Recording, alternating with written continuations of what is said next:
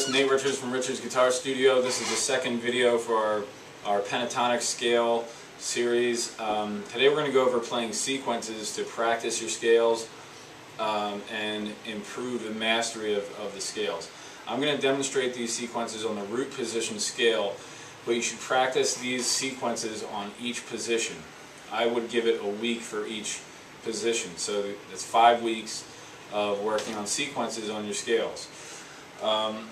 So the first one, I have the file for the scale patterns. Scale sequences, I kind of interchange those words. I should be more consistent, but I have the file attached to the video or linked to the video, so you can open that up, and I've given the first couple of sequences, and then hopefully you can pick up on the pattern and do the entire scale. So the way the sequence is going to work is we're going to do a 3-note sequence first, or a 3-note pattern, and you're going to play the first 3 notes of the scale. Then you're going to start on the second note of the scale, and the second note of this scale is the pinky.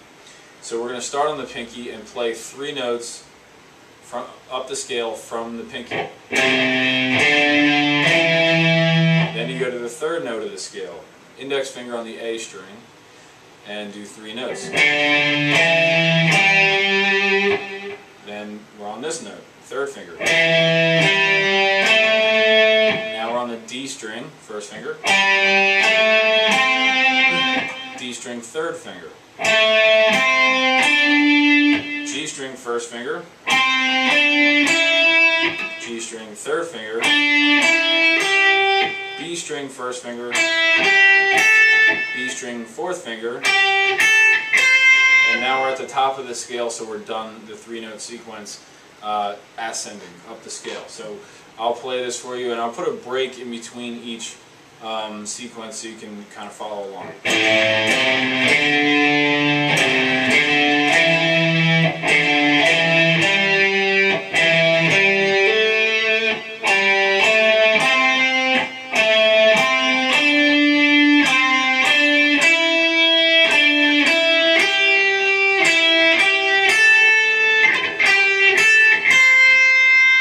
Now you notice from the tabs that I only give you the first couple measures of that, and then you have to kind of complete the pattern.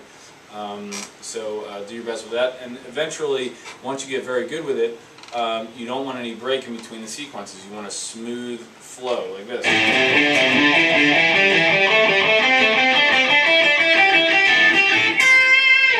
Alright, backwards, descending the scale is the same idea. So you start on the first note of the scale in reverse, alright, and you go backwards 3 notes. Now you're on the first finger of the E string, backwards.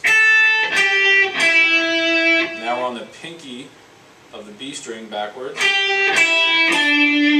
Then the index finger of the B string. Third finger of the G. First finger on G.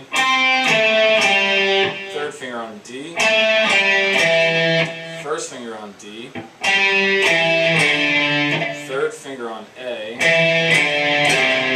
First finger on A.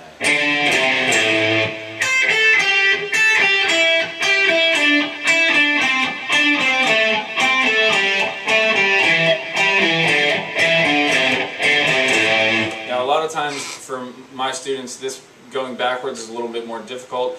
You just have to remember that you're always descending the scale. Alright, a lot of times people will skip and try to go ascending up the scale, but they end up getting confused. So use the tabs for the first couple measures and see if you can really kind of understand it and move it along fluently. So the whole thing, ascending and descending, sounds like this. So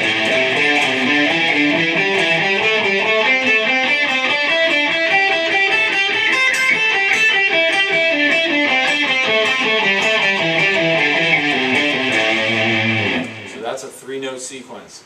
You're going to use the same logic for a 4-note sequence. Start on the first finger, play 4 notes on the scale. start on the second note of the scale, your pinky, and play 4 notes from there.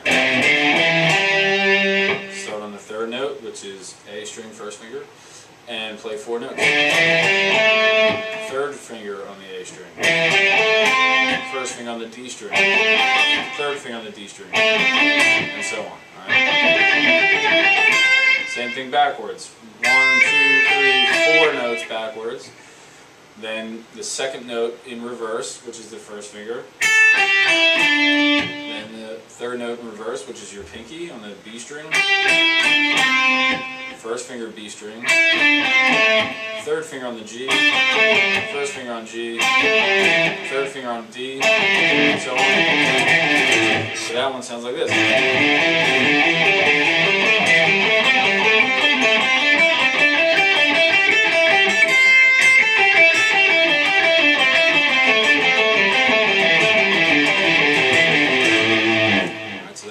Sequence. Again, same thing for 5 and 6. All right, so I'll demonstrate 5 and 6 slowly.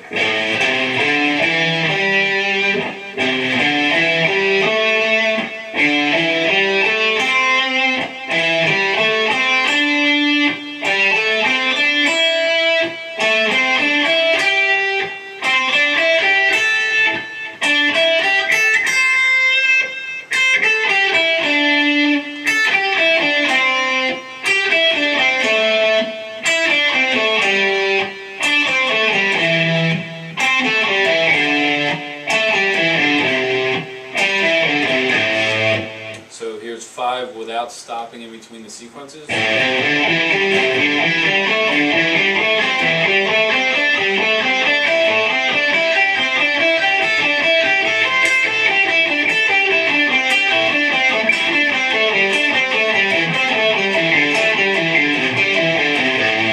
That's a fun one to do, and that sounds really cool when you improvise with that. Eric Johnson uses a lot of 5-note patterns in his soloing, so it kind of adds an interesting flair to your soloing. Alright, the last one we're going to do is where you go the entire octave of the scale, and that's going to be 6 notes. So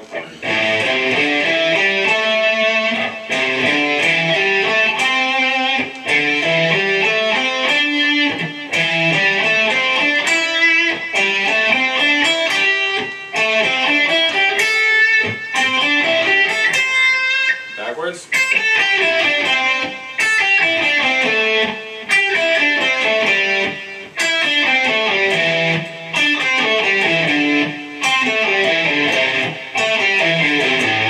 Without stopping in between the sequences.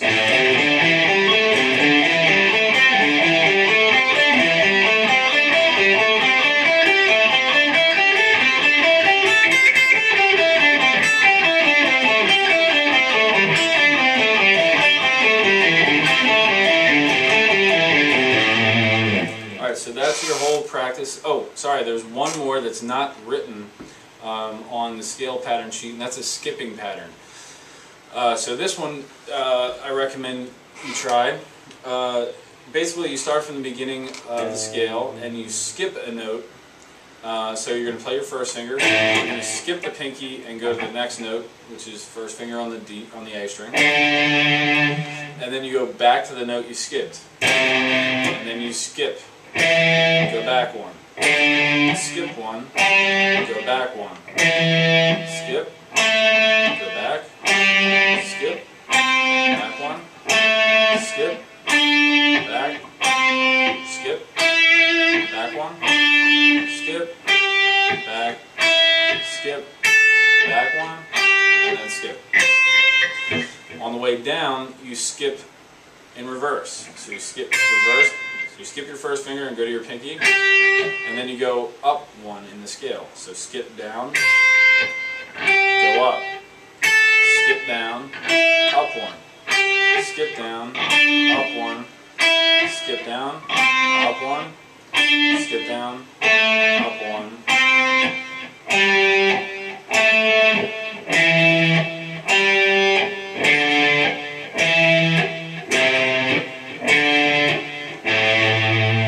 So that one sounds like this.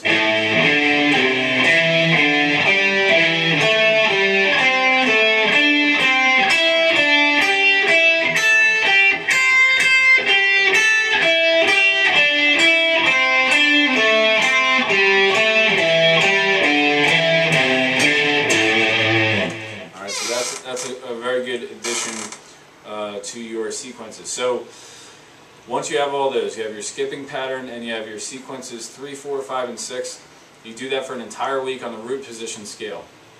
Then the next week you do the third position scale. So you move up in your diagram sheet and you do the same idea here.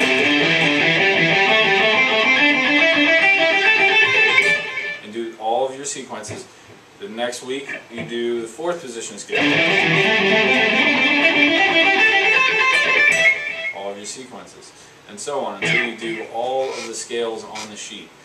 At that point, you're really going to know all 5 scales in and out, and you'll have mastered them all. In the meantime, as you're doing that, 5 weeks is a long time, I would continue to improvise.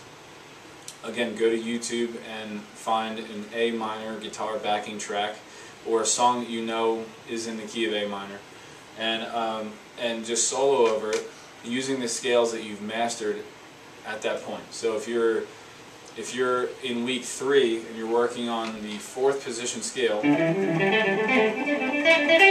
then you've already practiced the root position and the 3rd position scale. So you turn on the backing track and you have 3 scales.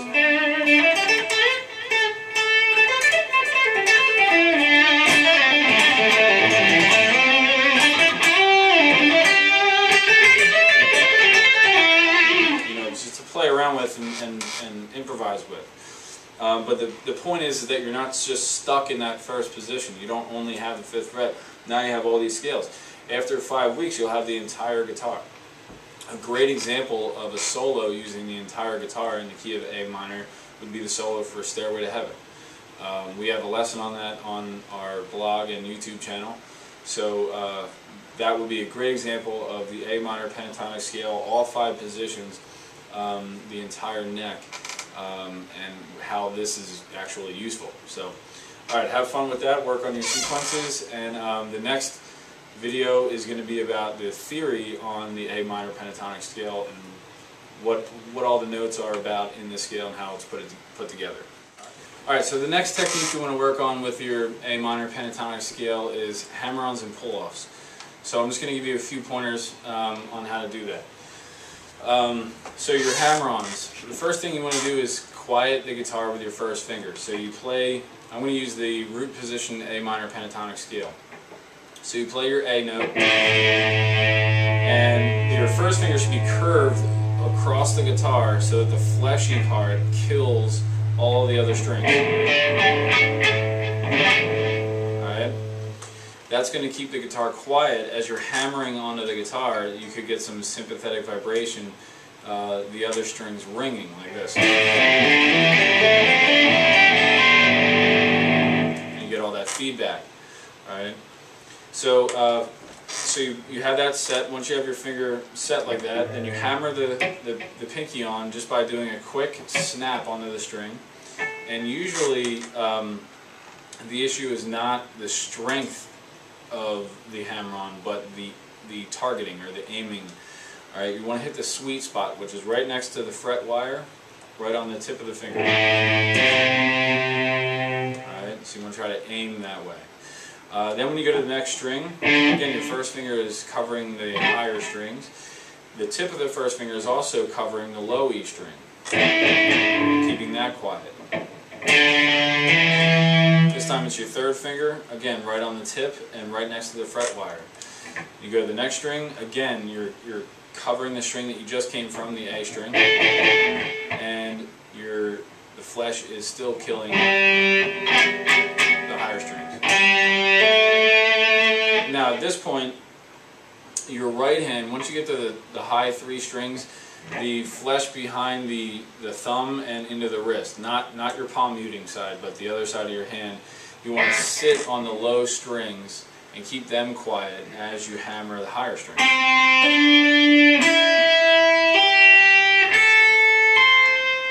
Alright, that's the hardest part I think about doing this, is keeping the guitar quiet.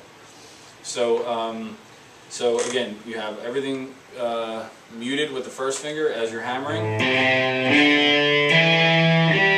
Around this time, the right hand takes over and mutes the low strings. And the tip of the first finger is always killing the string that you just came from. All right? Pull-offs, a couple pointers about this. You always want to have 2 fingers down. You don't want to try a downwards hammer-on like that. You don't want to do that. So you have 2 fingers down, and you can practice pull-offs without the pick. You can just put those 2 fingers down, in this case the 1st and 4th finger, and take your 4th finger and just pluck the string, leaving the 1st finger down. And that's how you execute a pull-off. So to now play it the correct way, you play the 4th finger and then pluck. Now when you go to the next string, again your 1st finger has to dampen the higher strings because the pinky is either going to like run into it or it's going to brush past it. However your technique feels comfortable, at this point. And then again, when you go to the 3rd string, your ring finger is either going to brush past those strings or going to run into it somehow. So your 1st finger is really important to keep the strings quiet. One other quick thing is very important in order to get smooth rhythm is leading with the higher finger. So the fact that you need 2 fingers down for a pull-off, a lot of my beginning students will do a pull-off and then jump to the next string with both fingers, set them down, jump, and what that does, it creates this this gap and like a little hiccup in the rhythm, like that. You don't want that. So what you want to do is you want to try to lead with the higher finger, play the pinky, pull off, and then lead by motioning towards the pinky first, grab that pinky note, and then move the 1st finger over and set it, and then pull off. Your 1st finger has to be there in time for the pull-off, though. You can't do this and then try to hammer the 1st finger. All right, that's not an effective way to do it, and it's not going to sound as good and smooth as it could. So you have 2 fingers set. You do the pull-off, lead with the pinky, set the 1st finger, pull off, lead with the 3rd finger, set the 1st finger, pull off, lead with the 3rd finger, set the 1st finger, like that. Alright, and that way you get a nice smooth pull-off sound once you get used to it. Alright, so a couple pointers on hammer-ons and pull-offs. I'll go all the way through it.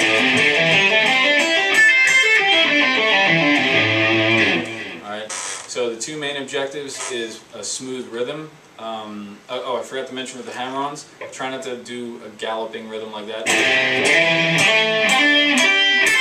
or a reverse gallop. You want to try to make it as even as possible. Let that 1st finger ring. So let the 1st finger get a whole note before you go into the next one. So keeping the guitar quiet and using the technique so you can get a fluid sounding rhythm. Alright? So any questions, send us an email. Alright, Richards@richardsguitarstudio.com. Have fun.